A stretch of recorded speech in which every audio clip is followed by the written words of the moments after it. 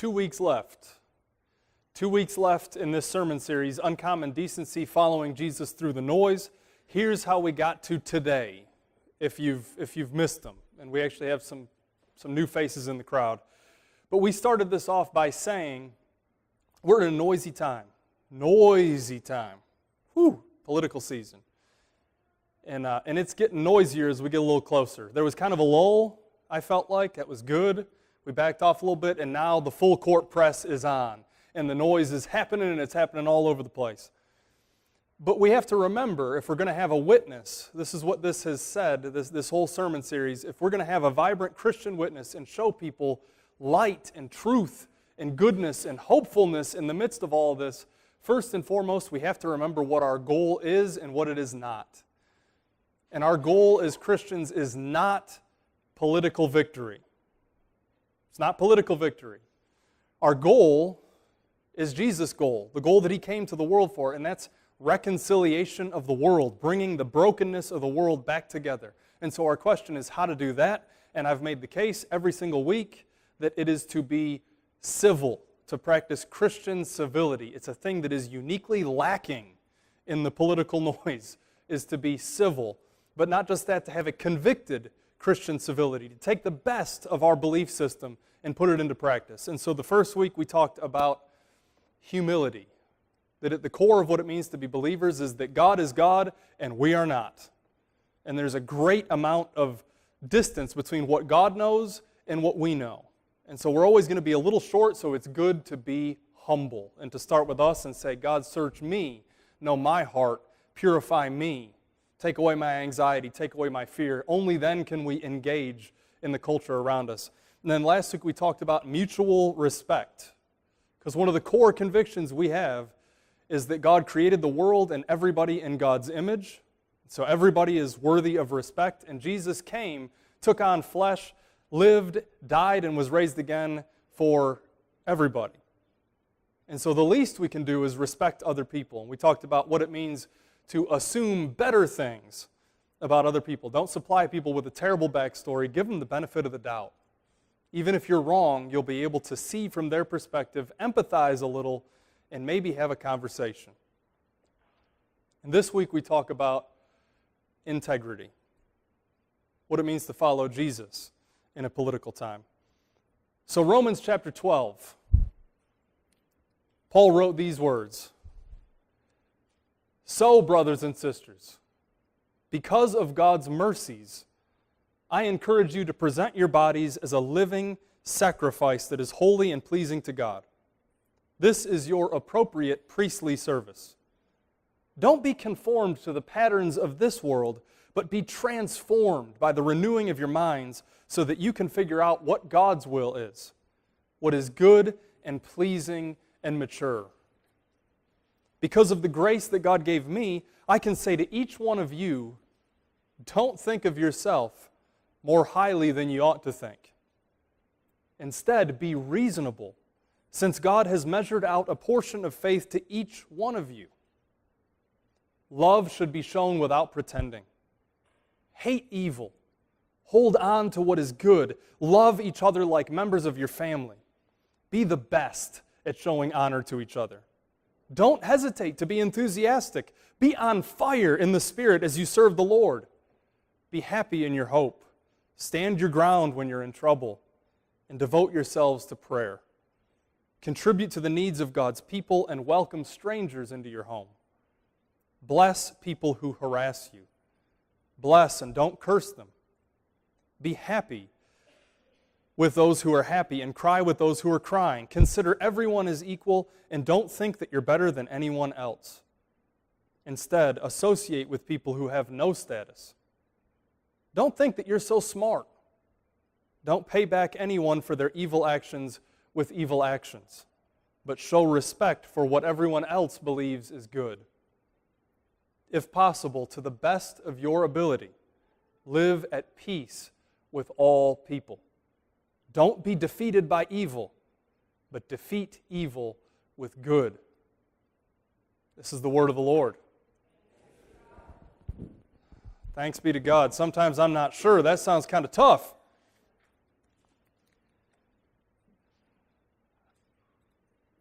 I remember being asked by my parents, and I expect that someday I will ask my children the same question, when presented with that age-old argument, why did you do such and such? Well, everybody else was doing it.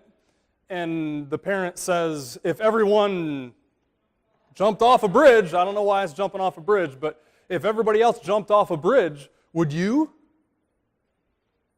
And apparently, according to some of the science that we have out there, the honest answer is yes. I absolutely would. Have you ever watched the show Brain Games on National Geographic? It is fantastic stuff. It's scary and kind of depressing stuff, some of it. But there was a segment that I watched a couple days ago. I put it up on our Facebook page, and you should check it out. They asked people to play a game. And they lined up people in a queue. They queued them up, and they said, they have a line, just a straight line going down here. And they said, compare it to these 3 lines and figure out which one is the same. What line looks the same over here? And when they showed me, what does it look? And then they had choices A, B, and C. It was extremely obvious that the line was the same length as line C on the choice. Then they go to the line, and the first woman says, I think it's A, and walks over and stands behind choice A. And the next person, I think it's A. And the next person, I think it's A. Well, the study was everybody in line was part of the program except the very last person in line. So what would that last person in line say when he or she got to the place to answer, and the answer was clearly C, but everybody else had said A? And so the first lady gets up to the thing, and she looks, and you could see the puzzled look on her face, and she said, I'm going to have to go with A. And walked and stood behind the person. And the next person, I'm going to have to go with A. And did everybody do it? No, not everybody did it. But enough people did it to make you scratch your head and say, what the heck is going on here? They picked obviously the wrong answer. And they picked it because everybody else was on the wrong answer. And they did. I've seen a couple other of these segments on Brain Games. One is the one where they put everybody in a waiting room. Do you see this one? That was truly mind-blowing, and everybody was in on it except the one person. She comes to the optometrist waiting room, sits down, and this tone goes off, boop, and everybody stands up and sits back down, and she looks around and like, what the heck's going on here? Why would you stand up? And it took only 2 more beeps before she stood up too. No idea why she was doing it. Sat back down, boop, stood back up, and then one by one they took all the other people out of the waiting room, so it was just her by herself.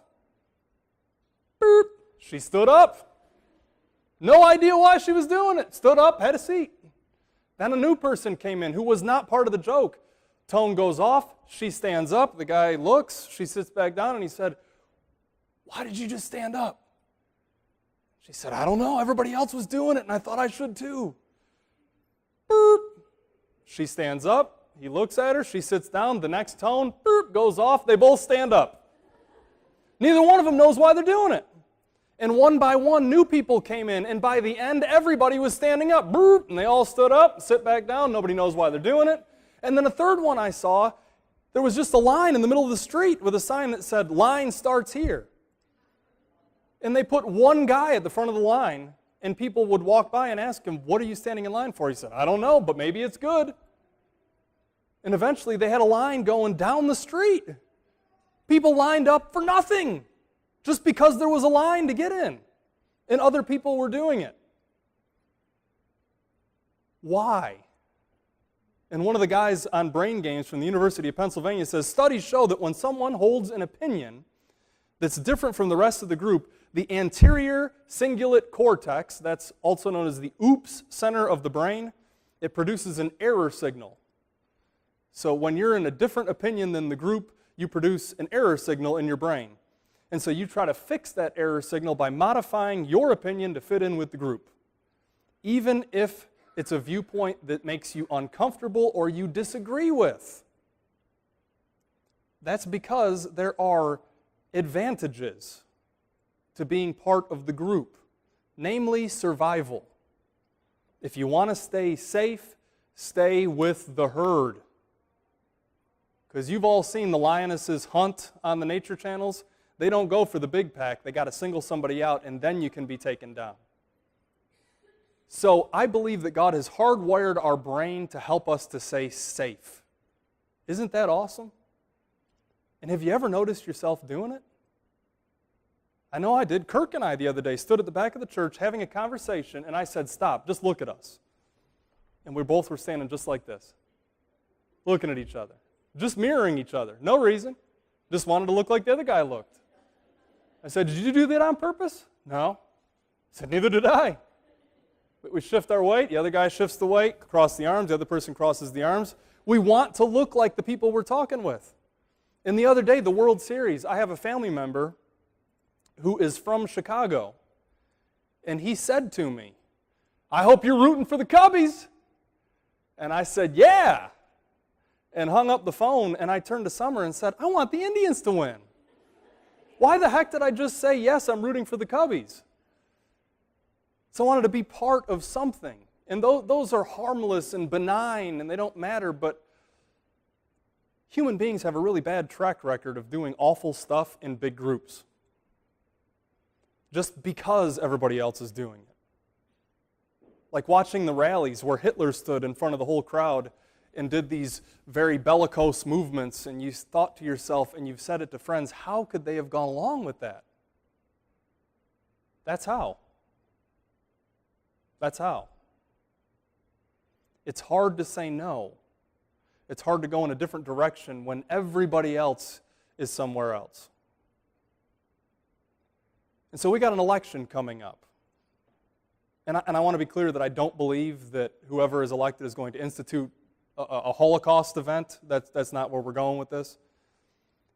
But we are in a time, a noisy time, where you are being pushed to join a herd, or at least one of two herds. And when you're under pressure to make that decision and join the group, it actually works.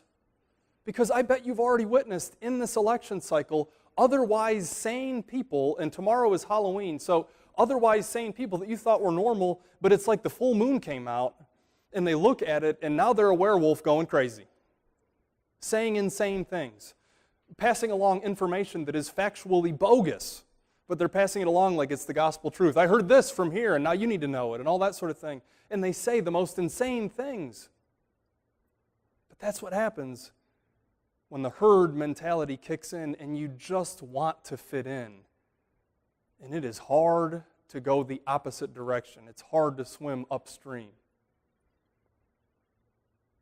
Is there a way? How can we do it? Our scripture readings from today, both of them are from the letter to the Romans. That's written by the Apostle Paul. Paul wrote this letter somewhere around 20 or 25 years after Jesus.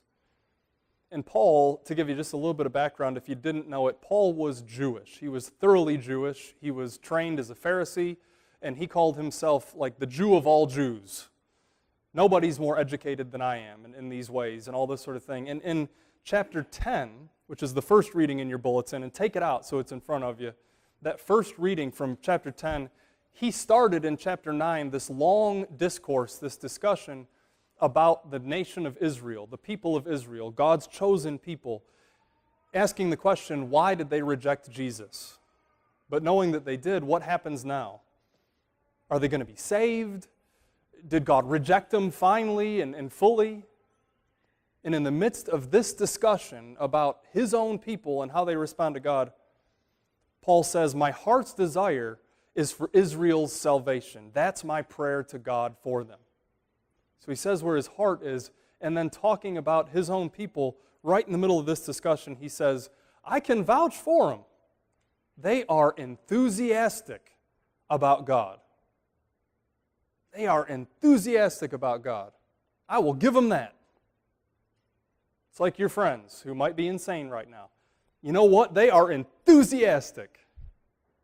Got to give them that. They're really into it. Love it. But then he tacks on something maybe you could tack on about your friends. However, it isn't informed by knowledge. These people really are fired up. They just don't have the knowledge to go with it. And what was he talking about? If you recall, what was the reaction of the Jewish leadership to Jesus? You can answer. Yeah, they didn't like him, I heard from behind me, which is true in a really mild way of putting it. They didn't like him. Now, not all of them. Remember, there were some individuals. Remember Nicodemus in John chapter 3 who came to Jesus under the cover of darkness. He came in secret and asked Jesus questions. That's where we got the famous, "For God so loved the world," John 3:16. That's in a conversation with Nicodemus who came at night because he didn't want to be seen. And Simon the Pharisee, Luke chapter 7, he invites Jesus over for dinner. And then Joseph of Arimathea, who was a member of the Jewish council. John chapter 19 says, now he was a disciple of Jesus, but secretly, because he feared the Jewish leaders. Why was he fearing the Jewish leaders? Because they didn't like Jesus. But that's not worth being afraid over. He was afraid because in John chapter 19, he was taking Jesus' body and burying it because they had just had Jesus crucified. So he's saying, yeah, I can vouch for them. They are pretty enthusiastic people. If you come in and say you're the Son of God, they get pretty enthusiastic about that. And they will even go so far as to have you executed. They'll kill you. Enthusiasm. But it's lacking in knowledge. What's the knowledge that it was lacking in? And if you look in your bulletins, Romans chapter 10, the very last sentence of that reading, what are the first words there? Christ is the goal of the law. That's the knowledge that was missing in their actions. That's what they were missing. So when you don't remember Jesus, Paul is saying, when you don't know Jesus, when you don't understand that Jesus is the fulfillment, Jesus is the point of this whole operation, you can do some crazy things. Like kill Jesus. Like deny Jesus publicly. You can go crazy. You can get caught up in the herd that wants you to go one direction, and that is exactly what happened with Paul's own people. But you know what makes the whole conversation about enthusiasm that much more interesting? Is he uses that exact word again 2 chapters later. And you have that in your bulletin as well. Romans chapter 12. Right after he's made a bad example of the Jewish leaders for their enthusiasm without knowledge, he's writing to the Roman Christians on how to live a life that God intends for them. And he says, it's in the second paragraph, don't hesitate to be enthusiastic. Even though I've just told you about enthusiastic people with no knowledge, you have the knowledge of Jesus, so don't hesitate to be enthusiastic. Be on fire in the Spirit as you serve the Lord. Be enthusiastic. Be on fire in the Spirit as you serve the Lord. And then he goes on and gives all these examples of what it looks like to be on fire. And it's not executing people or killing people. It's this stuff. Show love to other people without pretending. Be on fire, man, loving people. Welcome strangers into your home. Be on fire in your devoted prayer life. Empathize with other people. Be happy with those who are happy. Cry with people who are crying. Have such a heart for other people that you are intertwined in their life and you feel what they feel. Be on fire in that way. Be on fire in considering everybody your equal. How awesome is that? Be on fire in not being conceited or arrogant. Don't pay back evil for evil. As far as it depends on you, with all your enthusiasm, live at peace with everybody. This is what people who are on fire for Jesus look like. In other words, people who are on fire in the Spirit serving Jesus are civil. And they're civil because they put their trust in someone and something so much bigger than what's going on right in front of them at the very moment. They're civil because they're able to hold on to Jesus even when it's not easy, even when the herd is pushing them in a different direction. So Paul says, by all means be enthusiastic, but never forget Jesus. Because when you forget Jesus, crazy things can happen. And that's a message I think everybody living in the United States right now who calls themselves a Christian could stand to hear. We are 9 days from a pretty big election. And if you listen to speeches by the candidates or the roundtable discussions on the media outlets, you will hear that not only is this a big election, but this is the most pivotal, the most important, the life or death election in the history of the country. It may even be the most important event in the history of the world. They'll tell you. I heard it the other day. We're on the brink of the most important election in the history of our country. Everything hangs in the balance, don't you know? The future of the Supreme Court, the economy, healthcare, world peace maybe even. Depending on who you talk with, we stand either on the brink of catastrophic disaster or blissful peace. All depending on who you vote for, so you better cast your vote for the perfect and right candidate.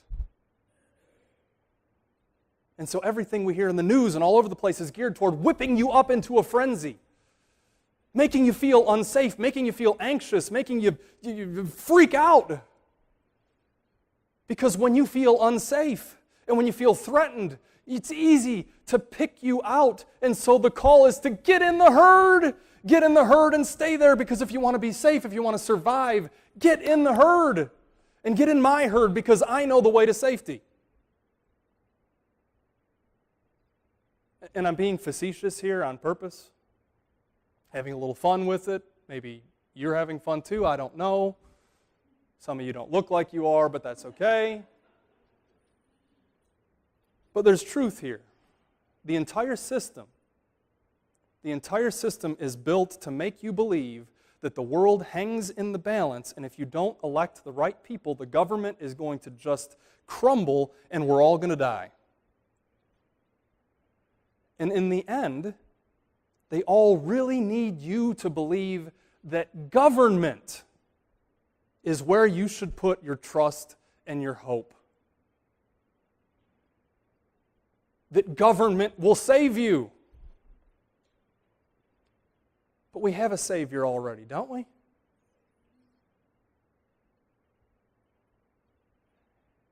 Andy Stanley said this in a sermon in January. Government matters, and policies matter, but neither of those matter as much as men and women who understand this word, faith. Confidence that God keeps His promises and that nothing can thwart the plans of God. We know this from the Old Testament. We know this from the New Testament. We know this because the most powerful person in Judea, Pontius Pilate, looked at Jesus and said, "What is truth? Crucify Him, game over, it's done, let's move on." And the only reason you know who Pilate even is, the only reason you know who Pilate is that you know the story of Jesus. Pilate, the governor, becomes a footnote in the story of Jesus. We have nothing to fear. So model for the next generation that God is in control. God can be trusted. Get involved in the political system. Get involved in the culture. Get involved in your society. But never fix your eyes there. You fix your eyes on Jesus. The only